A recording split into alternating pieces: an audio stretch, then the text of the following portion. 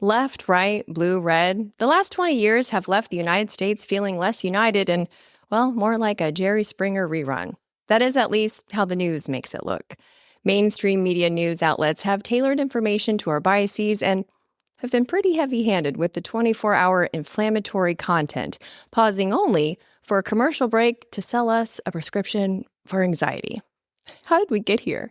My next guest left mainstream media in 2016 after nearly 20 years of serving in a senior management role at Fox News. Today, he writes about censorship and media misconduct, but you might recognize him from his YouTube channel called Elephants in Rooms, where he explores uncomfortable truths and awkward questions without sensationalism.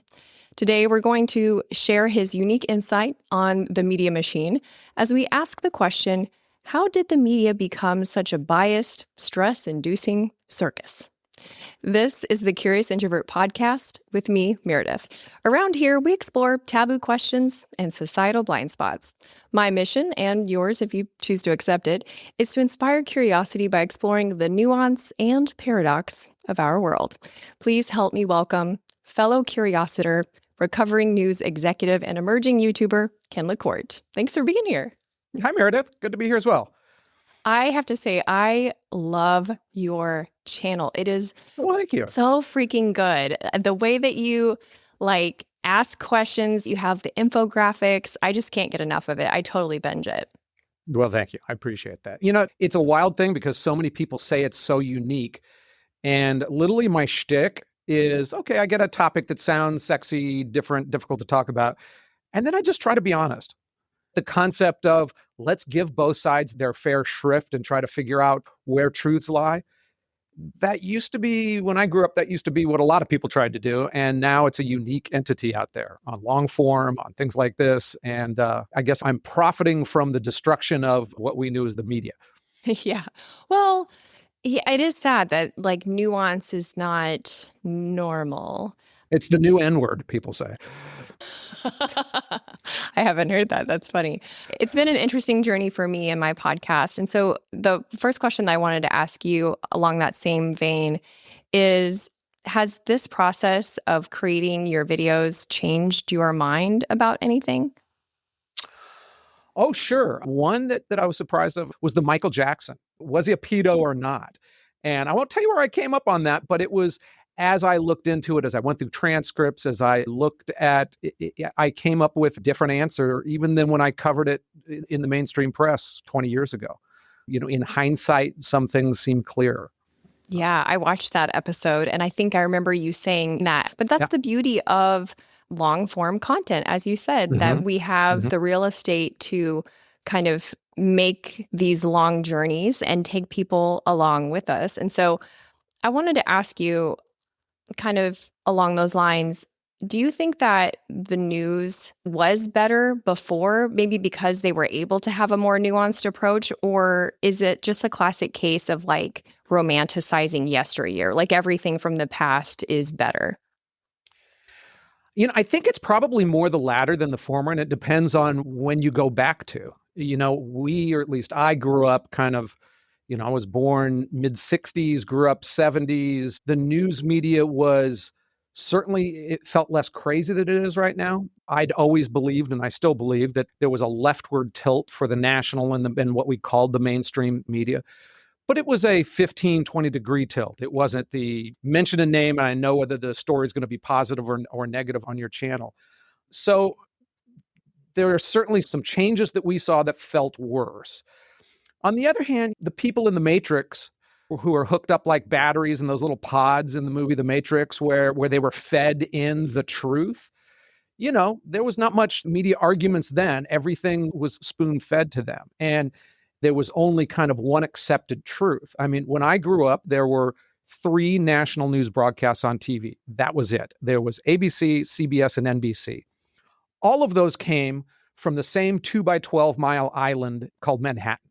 You could walk to those headquarters in under 40 minutes. You could visit all 3 of them. The anchors were all good-looking, brown-haired, white guys who, if you squinted your eyes, you couldn't tell the difference between Dan Rather, Peter Jennings, and Tom Brokaw. And they all read the New York Times in the morning and all of their A blocks. That's the section before the first commercial block came. It was all the same. Well, is that because there was one truth, or because you had people with almost identical values giving you all your news in the country? And so there was a downside that we didn't see from that.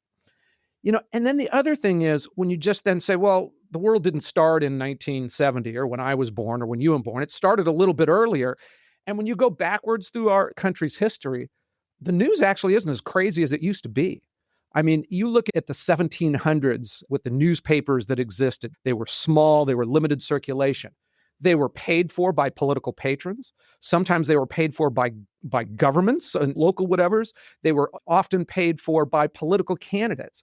So they were crazier than it was right now. I mean, they went hardcore on slander, on coming up with any way to get the opposition. And editors, in those days, when an editor fought to get Jefferson or whoever it was, they expected patronage at the end of that. They'd go and they'd then work for the government. So while the history of American media has changed, almost all of those changes have been finance driven. I mean, at the final analysis, the news business is a business, and that's what drives it all. And that's what drove that stuff in those early 1700s, to the penny press of the 1800s, to the late 1800s when the crazy yellow journalism that we saw, to the kind of more homogeneous news that we saw in the 40s, 50s, 60s, as advertising came up as opposed to having partisan people pay for things.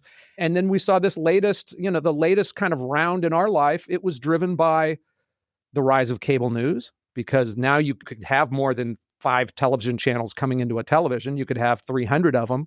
It made things like the Fairness Doctrine kind of silly at that point. It made it an anachronism almost.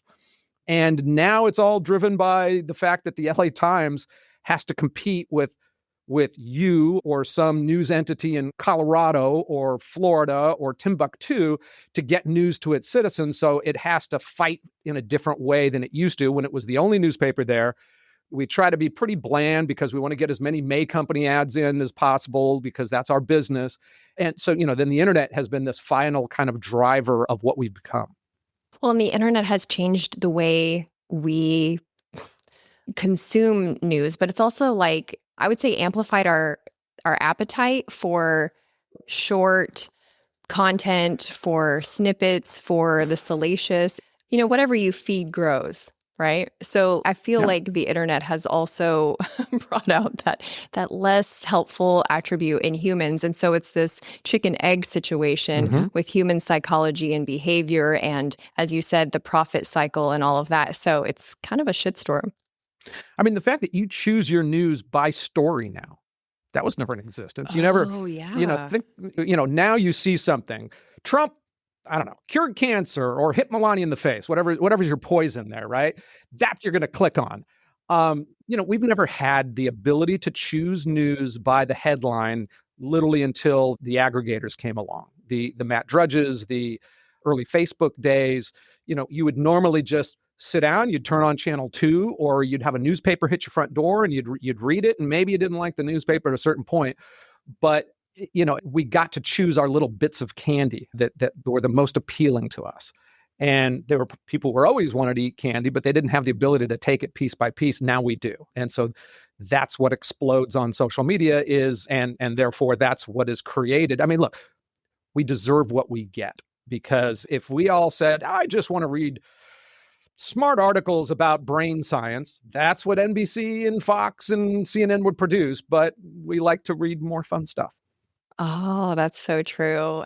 Yeah, then there's the broader question of, I'm still not sure which is worse. I mean, I look and I see every morning the bad part of what our media structure is.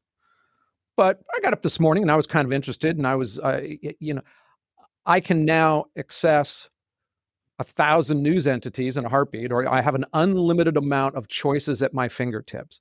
So yeah, if I was lazy and I just read everything that Fox or MSNBC or CNN offered up to me, I'm going to have an incomplete view of the world. Yeah. On the other hand, and I remember you used to fly to another city and you'd be like, I'm in Chicago. Look, they have a different newspaper here.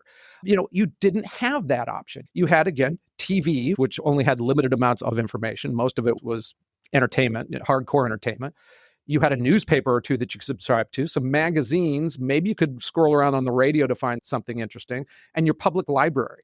I'm not sure whether that was the golden age, even though we kind of say like, wow, they all got along there.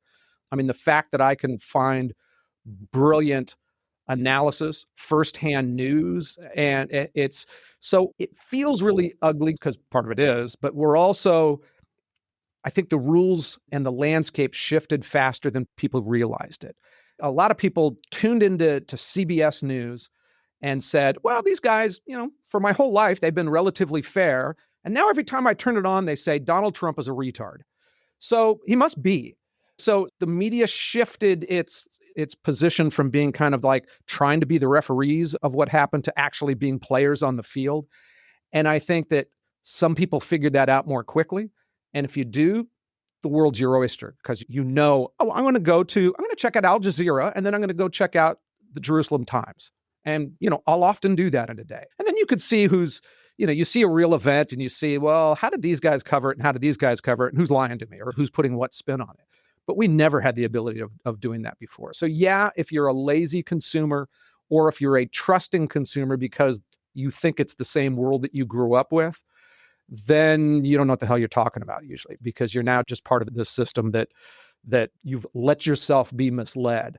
But if you're kind of active in it and pop around and find the voices that you trust, and we have live streams of breaking news events, and I can anywhere in the world almost at any time. So there's a lot of good to it too, even though it doesn't feel that way. And it's certainly not making people happier because the people who, and news is always that way. I mean, take politics out of it. You turn on the local news, the world sucks.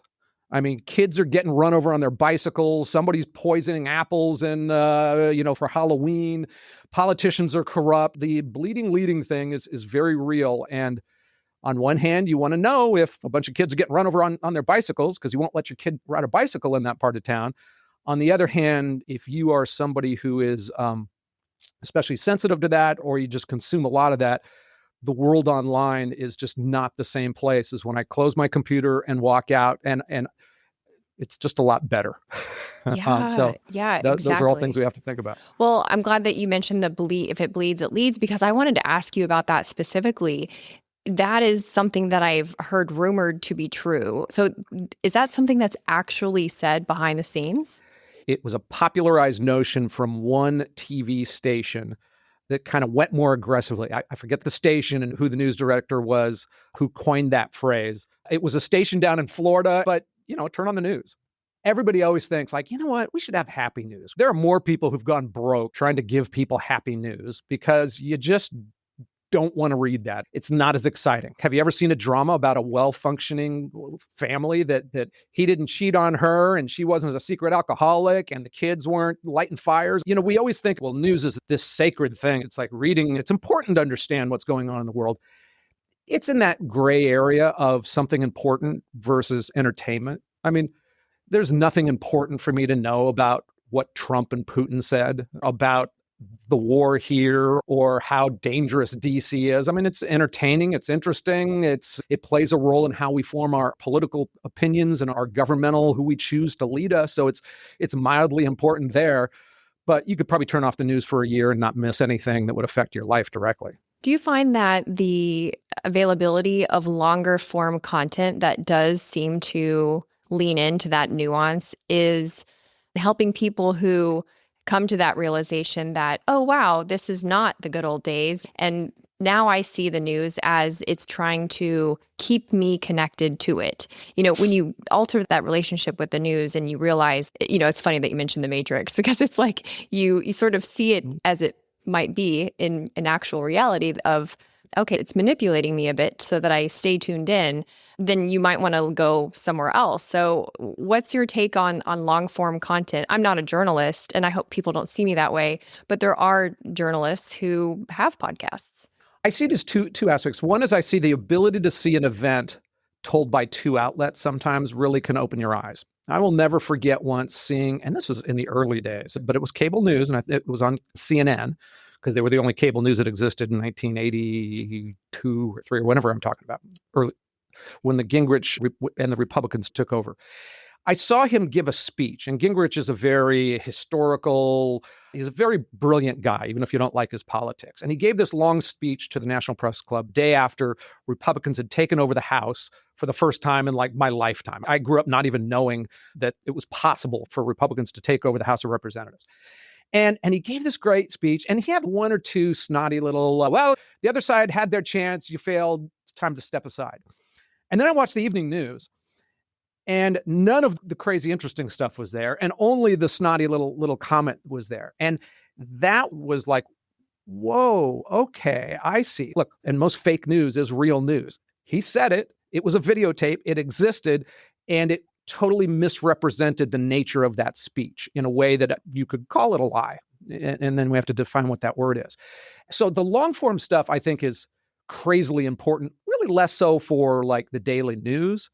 It's just more important to me, long form content like this. And I know some people now dislike him because of politics, as always, but Joe Rogan was one of the first people who showed that you could get an audience by having a 2-hour conversation with somebody and not being an a-hole and not saying, well, but you said this, and not confronting and just being like, hey, I'm two people. I'm trying to get to know you and trying to understand your point of view. And we're having kind of a jocular yet serious conversation over that.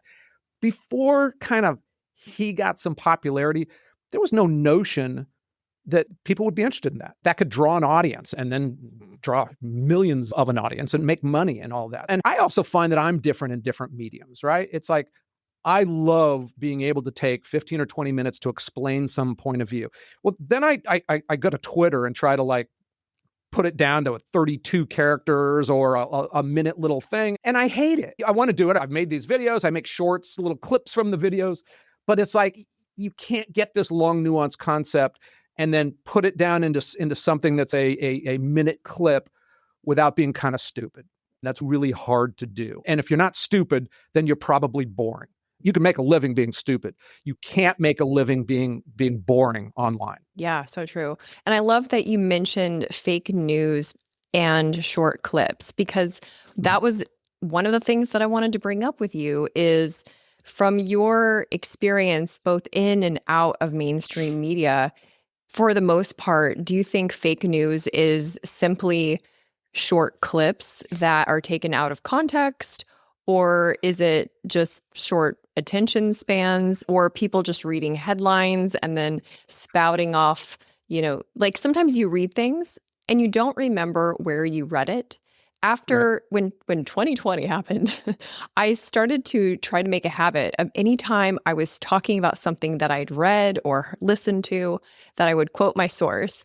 And it really put me in check, because you sound real dumb when you're like, so I read a headline the other day on BuzzFeed and it said, and you're like, oh, I'm not going to say that out loud. Okay, never mind. So it was a great little exercise for myself. But from your standpoint, because it is unique that you're both in and out of mainstream media, and now you have this, kind of short long form content that you do that maybe medium. Yeah, if you have medium form content that explains these more complicated, nuanced topics.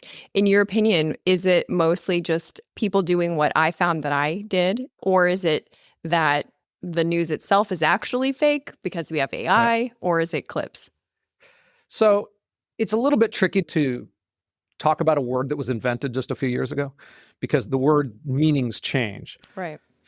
Fake news was first brought in by those on the left and what used to be called the mainstream media. And there are people who would just make up headlines, make up story. Melania's pregnant. There was a business for a short amount of time that they could do okay with that. They'd be in a far-flung country. They'd create a little story about Melania just got pregnant and we don't know who the father is. They'd put that up. It would get 1 million quick views. They'd make their $1,500 in advertising revenue. And then before it was taken off, or before groups like Twitter or Facebook got into the business of taking everything off, and then of course they overdid it, as they often do. And then Trump kind of stole that word. And we've seen this happen multiple times with words and phrases. I mean, alt-right used to be cool and people conservatives. And then it was like, well, no, alt-right means you're a Nazi communist or a Nazi fascist. And I don't want to be an alt-right.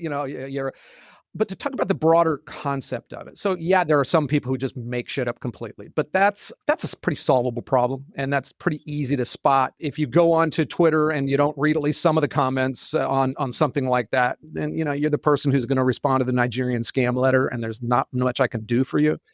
But the real danger is that the large news organizations will often lie by telling the truth. Now, whether we call that fake news or something else, that they will construct a narrative that is false, and they will do that through absolutely true facts.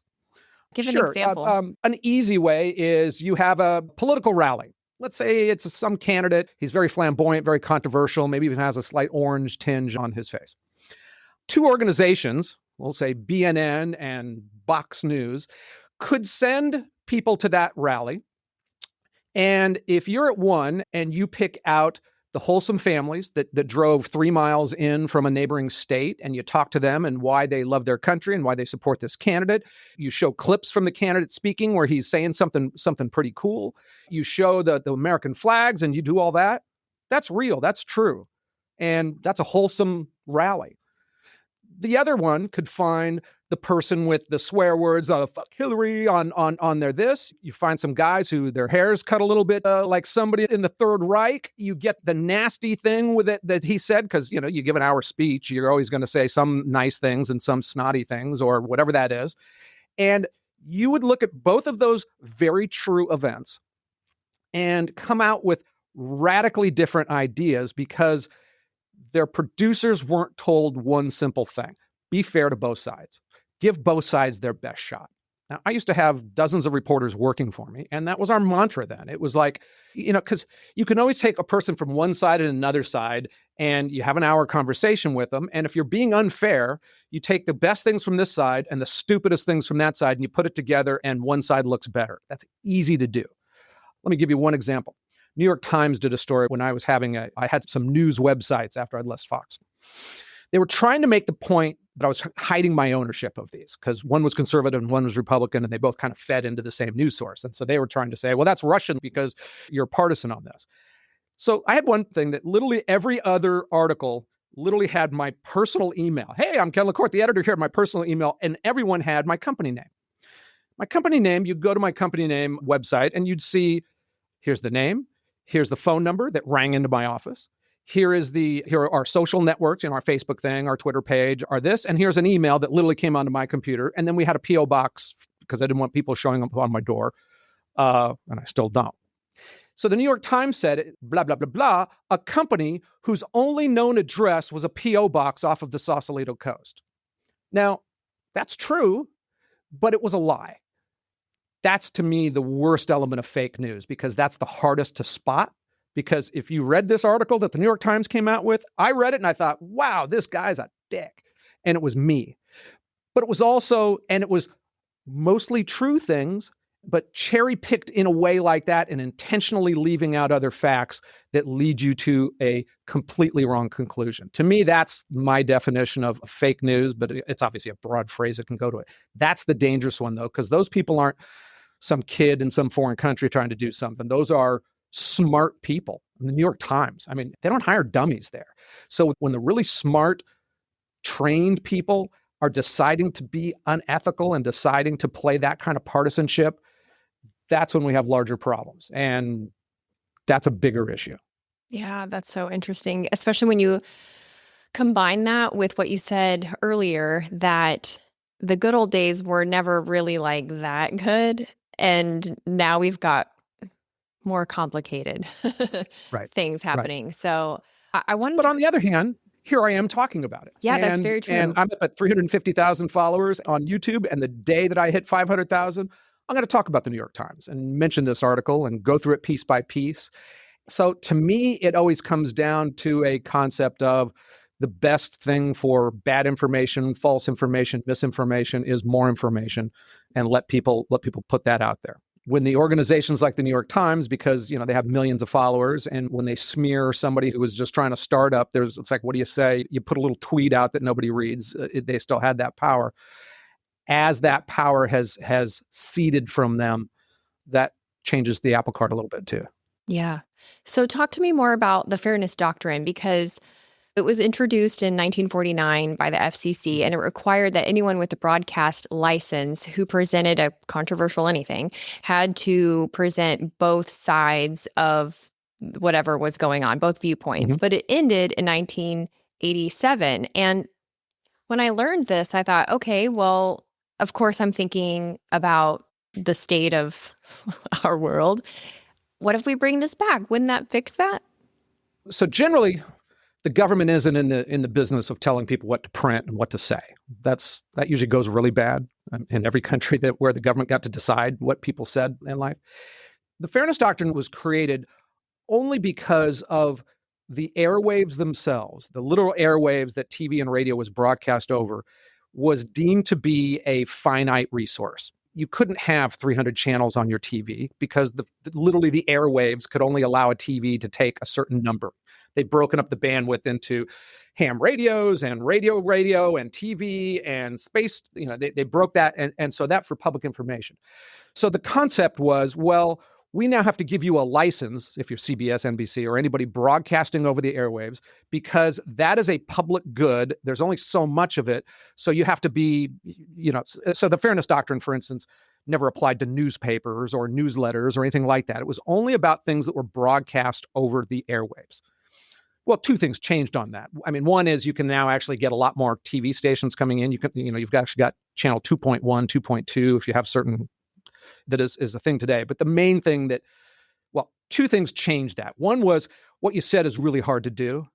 And the second thing was cable news came up. And all of a sudden you had a pipeline coming into your house, and you no longer could just get 10 channels. You could get 400 channels. And so the argument that the government should regulate this because there's only so many of these that can go around kind of lost weight. But the problem is with the Fairness Doctrine is it was a crazy, tricky thing to implement. We have this discussion. Well, if we were doing this over the air in 1965, would they have to give the New York Times 3 minutes and 37 seconds to rebut that? I mentioned Donald Trump. Do we now have to mention Kamala Harris? So they tried to come up with some generalities like that. But then they realized, okay, well, what if you're a news channel reporting something? Okay, I'm reporting Gavin Newsom is trying to change the California Constitution to do the redistricting thing. Was that positive towards them? Was it negative towards them? Well, it depends on who you're talking about. Does that mean I have to give free time to Texas? So in the implementation of that, it really came down to, okay, if you endorsed someone, you're a radio station, you said we endorse someone, you have to give an equal amount of time to the other person. Well, kind of tricky. You have 10 people running for the Democratic nomination for Senate in your state. I endorse this person to be the senator. Do I now need to give 9 more people an opportunity to go in? How about if we have a debate? Should you let all the candidates? Well, 140 people ran for California governor when we had a special election. Do you now have to have a stage where you let 140? So all of the implementation of that was crazy. So what eventually happened was they said, okay, well, we're taking news out of the equation because how do you do that? Okay, we're taking debates out of this because everybody was like, well, if we have to have 17 people on the candidate, we're not going to have a debate. And then what essentially happened is on the national news broadcasts and news airwaves, they just wouldn't talk about controversial political things. Out of the entire radio spectrum, there was no political talk shows. There was the Father McLaughlin, and there was a couple of the Art Bells of the world who were not, they were just kind of all over the map. So that kind of wasn't a thing. But instead of creating fairness and happiness and children's laughter, it created the guy saying, this is crazy. Let's just stay out of this. The only thing I remember in the 80s, the only kind of real impact that it had was you couldn't have a hardcore political talk show with one ideology. So there wasn't one on broadcast television or broadcast radio. The other thing is when Reagan ran for office, you couldn't show Bedtime for Bonzo within 3 months of the election. You couldn't show a Ronald Reagan movie without Walter Mondale getting things. So they just took off all those movies in the meantime. So the interesting thing is that by the time the Fairness Doctrine and the equal time provisions were officially thrown off in the mid-'80s, it created the explosion of political talk shows on radio. Rush Limbaugh would have never existed had that system and so many others on the left, right, and all over the place.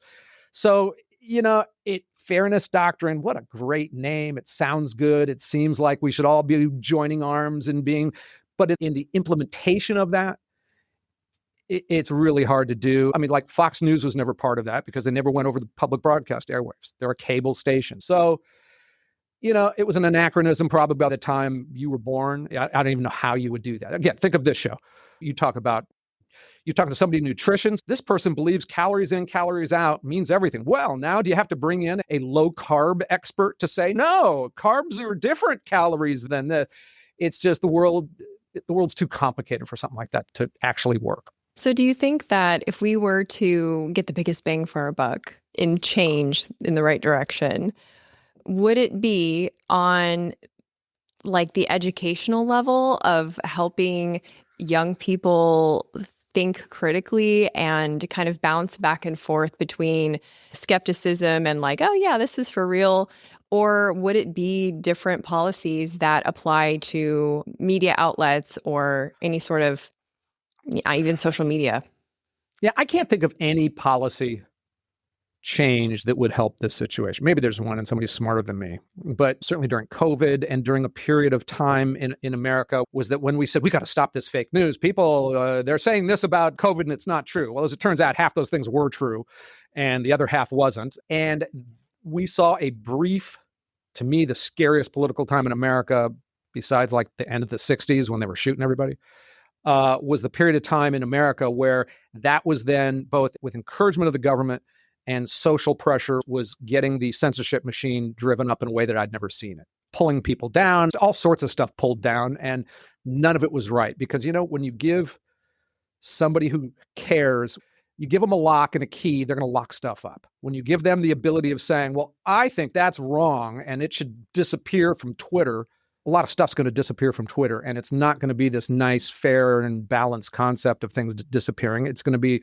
who's ever in charge of it, the people who think the opposite things. And it was a scary time to have a media outlet in the last 10 years of watching how gleefully and quickly and how that things could be censored or disappeared from reality because some entities and some people thought they were wrong. And again, it was not like some fair judge really abiding by these regulations. It was haphazard. It was dangerous, and it was probably the worst media time in our country was 5 years ago when they were in trying to solve the problem, they were making it worse. And, that happens a lot. People try to solve a problem and they make things worse. That's true. That is a very human conundrum, I think.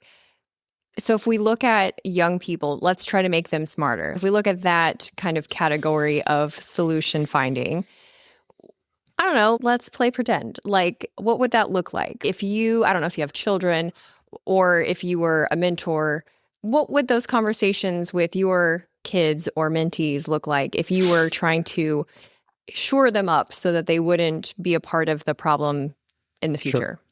I think some of it is explaining to them what an information bubble feels like and looks like.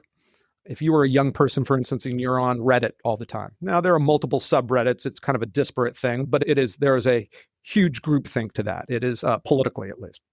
So one of it is kind of like encouraging them both to be careful of feeds that come at them because those feeds have been curated by somebody, and to believe just because you saw 500 articles that you now have a broad-based understanding of what's going on.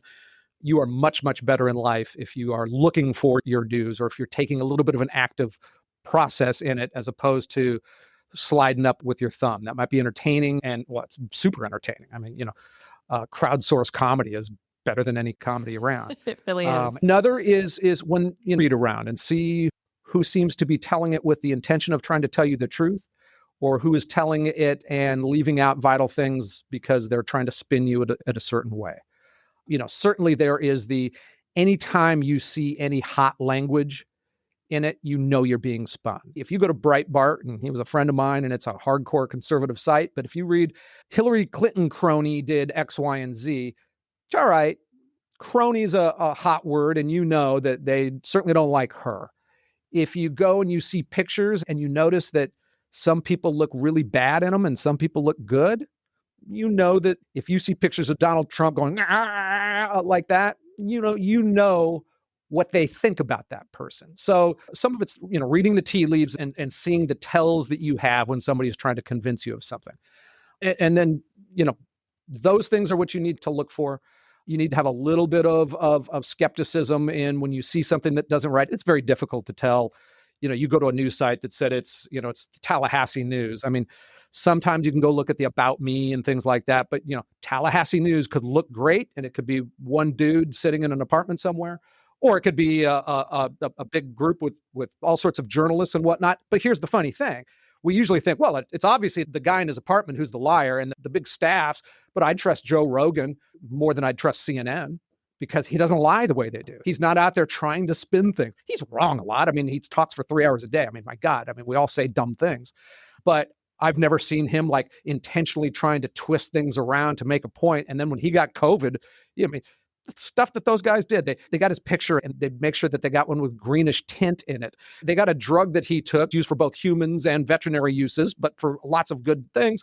He's like, I think this thing helped cure me. And they were like, he took a horse dewormer, and that was their headlines. So it's like, just because you have a lot of offices and cubicles and all that doesn't mean that you're the truth teller there. So you got to look for the tells. Sometimes it's obvious. Watch 5 minutes of Fox, watch 5 minutes of CNN, where they stand politically. So then you start to evaluate it through that, just like your friends. They tell you about this story. I know Jill hates Nancy over here, and I know Jim likes Nancy over here. When you hear the story, you hear two different stories, and maybe one's lying, maybe the other's maybe they're both doing what I said, leaving out certain things. It's just kind of how you have to filter information out.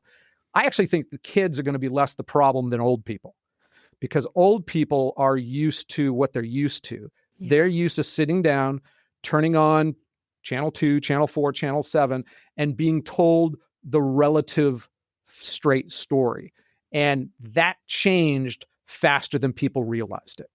What about following the money trail? I heard, and please correct me if I'm wrong, in several different places that every major news outlet shares a board member with every major pharmaceutical company. And so to me, that's like a follow the money type of thing. Is that completely off? Look, I spent 20 years working at Fox News. We made $1 billion a year for most years when I was there, at least the second half of those. There was never one time that, and I was a pretty senior guy. It's like I ran foxnews.com editorially. Before that, I ran kind of like half of our reporters and thinking, I don't think I'd ever been influenced by or heard somebody say, oh, we've got this as an advertiser. That just never entered the thing. The concept that, we made so much money, nobody gave a shit about Pfizer advertising on it. And the boards, I don't know. Nobody at Fox News can tell you who's on the board, and the board's not making decisions. The board okay, Rupert, we're here because we're a legal entity, so Rupert can run the place. I can tell you sometimes the way that media bias it came in, and this wasn't a lot, but once in a while you get a call from up top that they didn't want you to talk about somebody or some story or whatnot. I think it was usually like a buddy of the owners. That happens sometimes. When you own a $10, $20 billion outlet and they're doing a story about one of your friends, sometimes you tell them to knock that crap off. And it was wrong, but people usually didn't quit on the spot for it. And I can tell you sometimes if you know the political inclinations or whatnot of your bosses, without ever being a memo being written, that you would think about that. Let me give an example. There was a period of time in the teens or 2008, around then, when Rupert Murdoch was making a big play in China. He got a big network there. His new wife was Chinese. He was going to there. He was trying to become a media guy and expand into that as well. Turned out that he was going to have to kiss their asses too much. That all fell apart. He sold it. He got out of that. He realized that the Chinese government was going to be too onerous of a because everybody's a business partner with the government if you're doing business in China. But in that time, what I've wanted to be like, hey, I got this great story on Uyghurs and how they're throwing these people in concentration camps and making them take IUDs and they're giving them encouraged or forced marriages with non-Muslims in the country. Nobody ever said, don't talk about this, to me at least. But you're also like, yeah, is that going to get me fired? So there is a little bit of that. I did one of my videos on, do Jews control the media? Okay, it's a big, broad topic, which is too long to answer now. But in some ways, it's like, yeah, there's a lot of Jewish people at the top ends of a lot of media organizations. Less so than now, certain more organizations more than others. It's like, does that make a difference in their output? And the biggest part of is thing that you have to come into fact is Jewish Americans have a massive overlap with the Democratic Party. I mean, they voted like 87% for Kamala Harris-ish. And, if you're at MSNBC, and we'll take out the Jewish thing, and you just know that they're a left-leaning outlet, and you discovered that Donald Trump did something really cool, how hard are you going to fight for that in the staff meeting? So, no, I've never seen an advertiser. I mean, I don't know. Would we have done at Fox, would we have done like an expose on MyPillow? I'd probably not. But I know it's nice to hear, well, and there's only so many outlets and they have this or that. I mean, did pharmaceutical money put a lot of money in there? Yeah, I guess. But I never heard or it didn't even enter into our brains. Now, might have been different if we were smaller and they were a major sponsor. But for large organizations that get that kind of money in, I never saw it as a big deal. I think what you're saying is we can't separate human behavior from anything.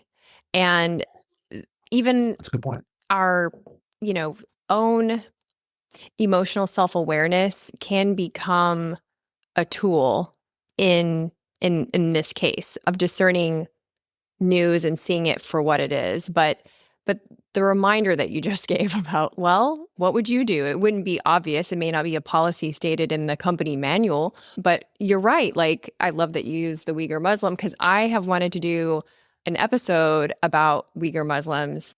And a friend of mine who is a travel writer was like, oh, I'm sorry. Did you ever want to travel to China? Because if you do that story, you're never going to travel to China. And I was like, oh, I never thought about that. And they, I've heard they now check your phone and they check your whatever. And Jordan Harbinger, a very well-known podcaster, has said that he will probably not go to certain countries because to them, he's like an unqualified journalist. And I was like, oh, oopsies. Yeah, I could totally see that. So, yeah, I mean, so remembering we're all human at a certain level, but yeah. And sometimes organizations can scare the heck out of you. Scientology was one that we rarely, because that meant lawsuits were incoming. Those are all things, which again, if you have more outlets rather than fewer, because I don't ever want to go to China again. So I did a really good piece on the Uyghurs. And okay, I'll check that out. I'm fine not going with China. I can check that off my bucket list for the rest of my life. Okay. Other people want to, they won't do the story. But that's why it's better to have 1,000 media producers than 4. Yeah. Well, I got a little nervous when I flew to Mongolia because I was like, wait, where's the stopover flight? Well, and after that, they're like, well, you're not going to China. And then they're like, and you probably should also stay away from these countries. Well, I forget. Yeah. Which ones they were. Well, this has been such a great conversation. I hope that my listeners feel like that they have a better understanding of what it is we're actually consuming when the news comes at us, and that we have, to some degree, the, autonomy to shut it off or seek longer conversations. But it's a different muscle that needs to be exercised. Before we sign off, are there any resources for news outlets that you feel like are worth mentioning? I would say if you want to know about American politics, there is a place called Two-Way. They spell it with a two-way. And it's Mark Halperin, who's a former ABC reporter. And he has a number of people. They have a morning thing, and he's got Sean Spicer, who was a former Trump spokesperson. He's got a Democratic consultant, Dan Turrentine. I watch that every morning, and I find that to be it's like an hour, but I find it to be the best talk show for American news online. Because they're not trying to convince you of things. And I found them right before the election because they were reporting that this isn't going to be a tight election. They were getting internal sources from both Trump's inside and from inside of Kamala Harris's campaign on a number of fronts saying Trump's ahead here by a substantive part. And everybody else was like, oh, it's the turnout and the this and the that. And the other outlets had kind of talk themselves into whatever position they wanted. So I find that to be great. That for me is the best kind of one that I could give people for American politics. Okay, that's really good. I think, what we're encouraging here is not blind following. We're encouraging like exploration, curiosity, nuance. And so you got to start somewhere. Thank you so much for having this conversation with me. And I would recommend everyone check out your channel, Elephants in Rooms. It's a big yellow logo with a cool looking elephant on it. Yeah, so thank you. Excellent. All right, you're doing a great job. Thank you. Thanks for listening. Since you've made it this far, I'd like to invite you to be a part of my private Facebook group. In there, I post content that I don't share anywhere else. You can talk to me directly about past and future episodes, and I even do occasional giveaways. You can search MFR Curious Insiders on Facebook or click the link in the show notes. If you liked this episode, you'll also like the one with the political philosopher asking if we should be protected from uninformed voters. That's episode 235. And stay tuned next week for a remastered favorite with the filmmaker asking, why do we circumcise boys in America when the rest of the world doesn't? Until then, keep it curious.